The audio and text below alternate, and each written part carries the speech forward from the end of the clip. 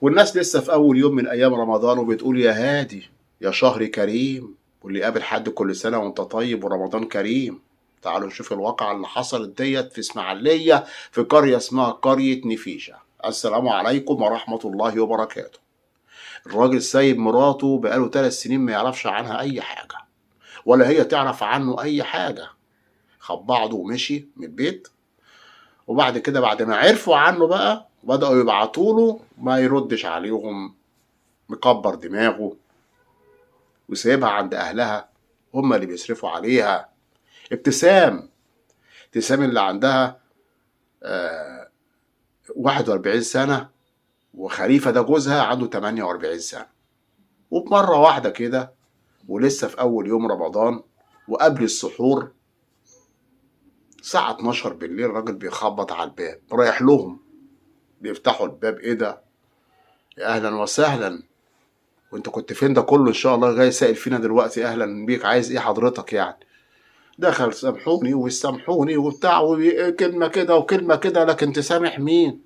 ما لازم يبقى في عتاب وفي كلام. وابوها طبعا يقول له يا ابني انت سايبها المدة دي كلها، حتى ما تعرفش ابنك اللي اتولد ده اسمه ايه.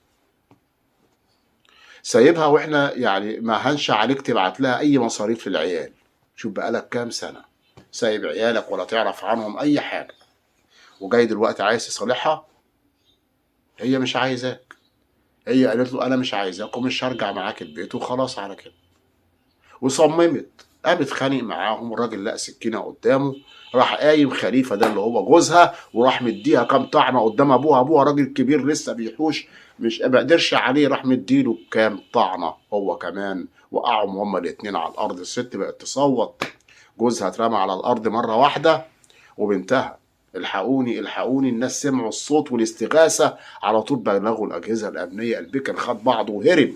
والواقعه دي كلها حصلت قدام ولاده، قدام عياله. بنته الكبيره اللي عندها 16 سنه كانت اول واحده شاهده عليه وشاهده على اللي حصل كله، وان هو سايب امها بقاله 3 سنين، وان هو لما جه حصل كذا كذا. وكنا بنكلمه بالذوق الاول، شد مع جدي طبعا بيكلمه بيتعصب معاه، راجل كبير قام عليه راح ضارب امي، وبعد كده ضرب جدي لما هو بيحوش، وتم القبض عليه واعترف بكل الواقعة ديت. وقال ايه بقى؟